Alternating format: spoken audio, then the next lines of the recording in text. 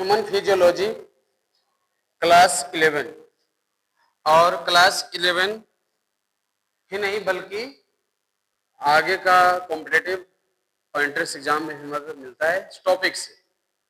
तो human physiology section है, तो सेक्शन का नाम ह्यूमन फिजियोलॉजी है। हिंदी में बात करेंगे मानव शरीर क्रिया विज्ञान, और इसमें चैप्टर है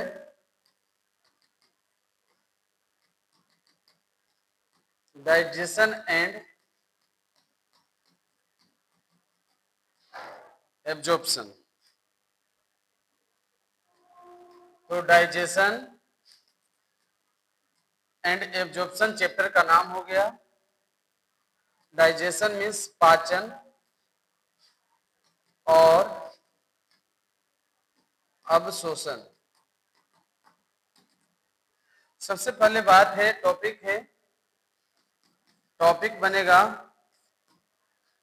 डाइजेशन का। डाइजेशन क्या है? तो यहां पर हो जाएगा पाचन, और इस पर क्वेश्चन बन जाएगा पाचन क्रिया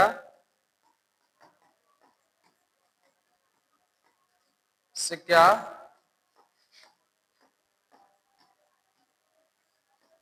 समझते हैं, प्रश्नवाचक चिन्ह। तो ये पाचन क्रिया से क्या समझते हैं, यह सवाल है। फिर से एक बार बताना चाहेंगे कि मानव शरीर क्रिया विज्ञान सेक्शन है, चैप्टर है डाइजेशन एंड एब्जॉर्प्शन, पाचन और अवशोषण। इसमें टॉपिक है डाइजेशन का, पाचन क्रिया से क्या समझते हैं। तो प्रश्न आ गया पाचन पर, पाचन क्रिया से क्या समझते हैं, यह सवाल है। और इस सवाल के जवाब में अभी देखना है कि पाचन क्रिया को कैसे हम सब लोग अप्लाई कर पाएंगे। तो सबसे पहले होता क्या है कि जो खाना खाते हैं, तो खाना खाने के बाद ये देखना होगा कि खाना खाने के बाद भोजन जो है वो चला जाता है अमाशय में, या अमाशय भाग हो गया। पहले बॉडी का पार्ट्स को भी अच्छे से याद करना होता है कि बॉडी का कौन सा पार्ट्स कहां पर कैसे कैसे है। यहाँ पर भी ये बना रहा हूं और ये आसानी से समझ में आ जाएगा। ये चीजें है, जगह पर समझना होगा। तो जब खाना को खाते हैं तो खाना सीधे ऊपर से जो फूड मटेरियल है वो ये रास्ते होते हुए अमाशय में चला जाता है। ओके, तो जानकारी होगा। तो खाना खाने के बाद चूंकि खाना जो होता है वो अपच होता है, यानी बिना पचा हुआ रहता है। तो जटिल भोजन पदार्थ, जिसे हम लोग भोज्य पदार्थ भी कह सकते हैं। तो जटिल भोज्य पदार्थ होगा, जटिल भोज्य पदार्थ होगा, या जटिल मतलब कहने का मतलब कि भोजन का मूल रूप होगा जो अभी पचा हुआ नहीं है। तो जटिल भोज्य पदार्थ को ये देखना होगा कि जटिल भोज्य पदार्थ को सरल रूप में, जटिल भोज्य पदार्थ को सरल रूप में बदल जाने की क्रिया को पाचन कहते हैं। यहां तक पहले परिभाषा को हम बताते हैं कि जटिल भोज्य पदार्थ को सरल रूप में बदल जाने की क्रिया को पाचन कहते हैं। पाचन क्या है? तो एक ही नाम है, जटिल भोज्य पदार्थ होगा और उसको सरल रूप में बदल जाने की क्रिया होगी। सरल रूप में यानी साधारण रूप में बदल जाने की क्रिया को पाचन कहेंगे। तो ये आखिरी पचेगा कहाँ पचेगा? तो खाना जब ऊपर में खाएंगे तो क्या ये गला में पचेगा? गला पचाने वाला जगह है नहीं। ये भोजन जब भी पचेगा तो पाचन की क्रिया शुरू होगी अमाशय से।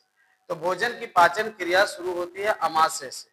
तो आखिर ये सरल रूप में बदल रहा है, तो यहाँ पर ये जानना है कि आखिर ये सरल रूप में बदल रहा है, तो आखिर कैसे बदल रहा है सरल रूप में, ये भी जानना होगा। तो सरल रूप में बदलने के लिए इसमें चाहिए एंजाइम चाहिए, और एंजाइम जो होगा वो भोजन को पचाएगा। ऐसे आपको पाचक एंजाइम को जानना हो कि पाचक एंजाइम का नाम बताइए, तो पाचक एंजाइम का नाम ऑब्जेक्टिव में चुनना रहेगा, तो क्या चुनोगे? पाचक एंजाइम का नाम जब चुनना रहेगा तो मान लिया जाए कि जो भोजन को सरल रूप में बदल, जैसे मान लिया जाए कि कोई रेशेदार भोजन खाया हो, मसालेदार खाया हो, तीखा खाया हो, तेलिए का, तो आखिर उस पर कोई ना कोई तो काम कर ही रहा है ना। तो काम करने वाला जो एंजाइम होगा वो पाचक एंजाइम होगा। और पाचक एंजाइम को ऐसे मुख्य रूप से जानना चाहेंगे तो तुम्हें यानी सबको ये ध्यान रखना होगा एमाइलेज, उसके साथ साथ आपको लाइपेज बहुत काम आता है, आगे कॉम्पिटेटिव एग्जाम में भी नौकरी लेना है तो कॉम्पिटेटिव एग्जाम देना होगा, आगे का कोर्स करना है तो तुम सब लोग को जानकारी हो कि आगे का क्लास अच्छे क्लास करनी है, आगे का कोर्स करना है तो एंट्रेंस एग्जाम देना पड़ता है। तो ये माइलेज हो गया, लाइपेज हो गया, ट्रिप्सिन हो गया, है ना, इसके अलावा कॉमा देके काइमोट्रिप्सिन हो गया। तो पाचक एंजाइम जब भी नाम आए तो आप इसको नोटिस कर लीजिए कि कौन कौन सा एंजाइम है जो हमें पाचन की क्रिया में मदद कर रहा है। तो पाचक एंजाइम आपको यहाँ पर दिया गया है और इसके अलावा कार्बोहाइड्रेटेज भी है, तो न्यूक्लिएजेज है, तो बहुत सारे एंजाइम्स हैं जो भोजन को पाचन में भाग ले रहा है और इस तरह से भोजन को पाचन होती है। भोजन की पाचन जब हो गया, सरल रूप में बदल गया तो ही पाचन कहलाता है। तो कितना आसान हो गया इसका आंसर कि खाया हुआ भोज पदार्थ जो जटिल रूप में प्राप्त होता है उसे एंजाइम की सहायता से सरल रूप में बदल देने की क्रिया होती है, ऐसे क्रिया को पाचन कहते हैं। क्लियर हो गया? अब पाचन जब हो जाएगा तो शरीर को क्या प्राप्त होगा ये भी देखना है। तो पाचन की क्रिया हो जाएगी तो शरीर को प्राप्त होगा, ध्यान दीजिए, यानी जितना भी न्यूट्रिएंट्स हैं उसको हम यहाँ पर दिखाना चाहेंगे कि आखिर जो न्यूट्रिएंट्स हैं वो हमें प्राप्त होता है किस रूप में, इसको थोड़ा सा हम लोग यहाँ लिस्ट में शामिल कर लेते हैं। ठीक है, तो लिस्ट में शामिल कर लेते हैं। न्यूट्रिएंट्स, खाना खाओगे तो पोषक तत्व को पाओगे, तो कौन कौन सा तत्व शरीर को प्राप्त होगा उसको जानेंगे। न्यूट्रिएंट्स हमें क्या क्या मिलता है, तो न्यूट्रिएंट्स के रूप में हमें मिलेगा कार्बोहाइड्रेट, तो कार्बोहाइड्रेट मिलेगा, और शरीर को क्या मिलेगा, फैट्स, और क्या मिलेगा, प्रोटीन, और क्या मिलेगा, मिनरल्स, सब मिलेगा, है ना। उसके बाद आपको विटामिन का भी प्राप्ति हो जाएगा, शरीर को प्राप्त होगा। तो यानी भोजन को पचाने से थोड़ा सा लाभ नहीं है, भोजन को पचाने से बहुत लाभ है। तो भोजन को पचाने से बहुत लाभ कैसे कैसे है वो सामने यहाँ दर्शाया गया है। भोजन को पचाने से कार्बोहाइड्रेट, वसा, अब मान लिया जाए कि आपको मिल जाए दाल, चावल, रोटी, मकई, बाजरा, तो ये से कार्बोहाइड्रेट प्राप्त हो जाएगा। कोई घी खाता है, मक्खन खाता है, तेल पदार्थ खाता है तो वसा मिल जाएगा। पनीर खाता है दूध लेता है, मांस लेता है और सोयाबीन लेता है तो उनको मिल जाएगा प्रोटीन। मिनरल्स मतलब जितना भी पत्तीदार सब्जियां हैं, पत्ती युक्त हैं, ये सभी पत्तीदार अंकुरित अनाजे खाने से मिनरल्स, खनिज की प्राप्ति होती है। और रही बात विटामिन, तो जितना इन सब से सभी जितना पदार्थ इन सबको दिया है उन सभी को आप प्राप्त करते हैं तो आपको विटामिन की प्राप्ति हो जाती है। तो इस तरह से हमें खाना खाने के बाद शरीर में कौन कौन से पोषक तत्वों की प्राप्ति होती है आपके सामने लिस्ट में है। आप इस लिस्ट के माध्यम से आप इसे अच्छे से अध्ययन कर सकते हैं। तो इस तरह से अध्ययन करने से लाभ मिलेगा कि खाना खाने से इतना हमें लाभ है। चलिए इसी चैप्टर में आगे का जो प्रश्न होगा वो होगा, बहुत ही इंपॉर्टेंट प्रश्न होगा कि आहार नाल के मुख्य भाग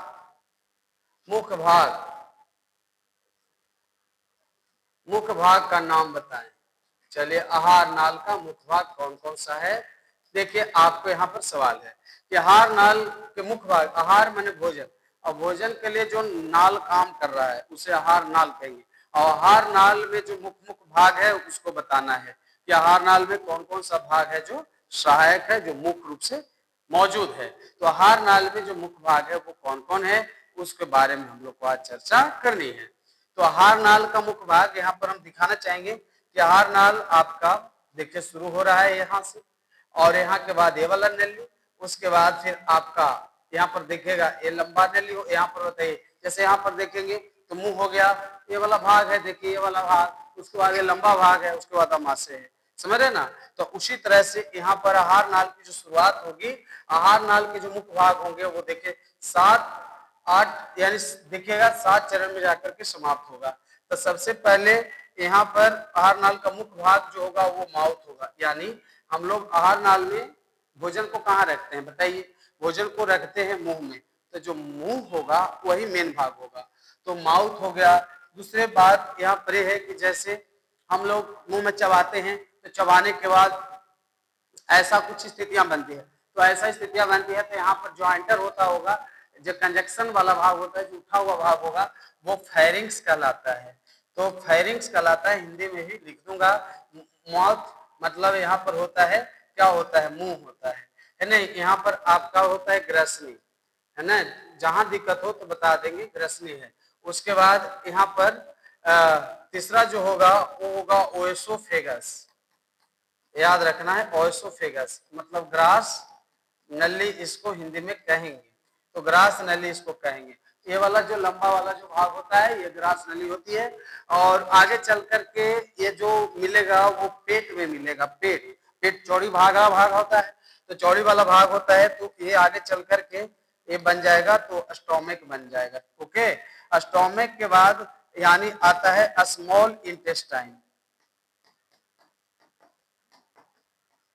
बहुत अच्छा से चैप्टर को क्लियर करेंगे, बहुत अच्छे से सीखेंगे, जिनका कमजोर होगा ये चैप्टर आसानी से मौजूद कर लेंगे। उसके बाद लार्ज इंटेस्टाइन की शुरुआत हो जाती है, और उसके बाद 7वें पॉइंट पर यहाँ पर आता है, सबको ये जानकारी होनी चाहिए कि 7वें पायदान पर यहाँ पर एनस की बातें आएगी। तो यहाँ स्मॉल इंटेस्टाइन, लार्ज इंटेस्टाइन और लास्ट में एनस वाला भाग होता है, और एनस को गुद्दा कहते हैं। तो आप टोटल गिन लीजिए, काउंट कर लीजिए, तो कुल मिलाकर के यानी आहार नाल के कुल कितने रचना है, यानी ये 7, यानी इस चैप्टर में 7 रचनाओं को आप पढ़ लेंगे तो ये चैप्टर का ये भाग कंप्लीट हो जाएगा। और ये 7 में यानी आहार नाल का पूरे 7 भाग है। मुंह है, ग्रसनी है, ग्रास नली है, अमाशय है, छोटी आंत है, बड़ी आंत है और एनस है। ये सबके बारे में बारी बारी से सबको डिटेल रूप में जानकारी मिलेगा कि भोजन को जैसे ही हम लोग मुंह में रखते हैं, ध्यान दीजिएगा कि भोजन को जैसे ही मुंह में रखिएगा, क्योंकि 7 स्टेप में तो है आपको, तो भोजन को जैसे ही मुंह में रखिएगा तो यहाँ सलाइवा का सेक्रेशन होगा, सलाइवा तो छोड़ेगा नहीं, लार, और भोजन को चिपचिपा बना देगा और निगलने की स्थिति में ला देगा। और यहाँ पर ये जो है मूवमेंट पैदा करेगा, और मूवमेंट पैदा करने के बाद, गति पैदा करने के बाद ग्रास नली में जो है यानी इसको ज्यादा से ज्यादा इसमें ग्रास नली में स्पीड प्राप्त होगा। स्टोमिक में गैस्ट्रिक जूस मिल जाएगा, यहाँ मिल जाएगा गैस्ट्रिक जूस, हाँ। और यहाँ जब गैस्ट्रिक जूस मिल जाएगा तो एक गैस्ट्रिक जूस जब यहाँ पर प्राप्त होगा तो ऐसे गैस्ट्रिक जूस जठर रस कहलाता है, जठर रस, गैस्ट्रिक जूस जठर रस कहलाता है। और उसके बाद यहाँ पर आ जाएगा छोटी आंत,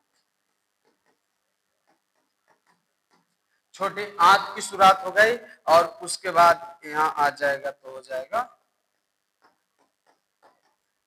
बड़ी आंत। और इसके बाद आपको मैं बताऊं कि गैस्ट्रिक जूस और जठर रस है, और उसके बाद छोटी आंत, और छोटी आंत में ग्रहणी भाग होता है। और छोटी आंत में जो ग्रहणी भाग होता है, तो छोटी आंत के ग्रहणी भाग मेन भाग होता है जहां पाचन की क्रिया होती है। छोटी आंत के कई भाग होते हैं, जेजुनम होता है, इलियम होता है, ग्रहणी होता है। उसके बाद बड़ी आंत में कोलन और रेक्टम होता है। तो इस तरह से यानी ये रचनाएं गुद्दा, स्फिंक्टर पेशियां होती हैं, संकोचक पेशियां कहलाता है, जिसको सिकुड़ने और फैलने से जैसे यहाँ देख सकते हैं आप सब लोग, यही एनस वाला भाग है जो सबको मैंने बताया, यही ग्रहणी वाला भाग है जो मैंने बताए, है नहीं। इसमें यहाँ से लेकर यहाँ तक छोटी आंत बड़ी आंत हिस्सा हो जाती है। ये होता है अग्न्याशय, जिसको याद रखना है, यहाँ अग्न्याशय होता है। इस जगह पर एक रचना होती है जिसका नाम स्प्लीन होता है, स्प्लीन को प्लीहा कहते हैं। और 120 दिनों के बाद ब्लड आकर कॉम्पिटिटिव में भी काम आएगा, कोई भी एग्जाम में काम आएगा कि आरबीसी की जीवन काल 120 दिनों की होती है, तो 120 दिन के बाद आरबीसी आकर किस जगह पर मृत हो जाता है तो प्लीहा भाग आप सही मार लीजिएगा, सही आंसर हो जाएगा स्प्लीन भाग। तो यानी आरबीसी की जीवन काल कितने दिनों की होती है? 120 दिनों की होती है। इस भाग में आकर मरता है तो वह भाग प्लीहा स्प्लीन कहलाता है। 120 दिनों पर आकर स्प्लीन में मर जाता है। तो इस प्रकार से यानी पाचन से संबंधित जो भी टिप्स आप लोग को दिया जा रहा है और इसमें हर एक क्लास आवश्यक होगा।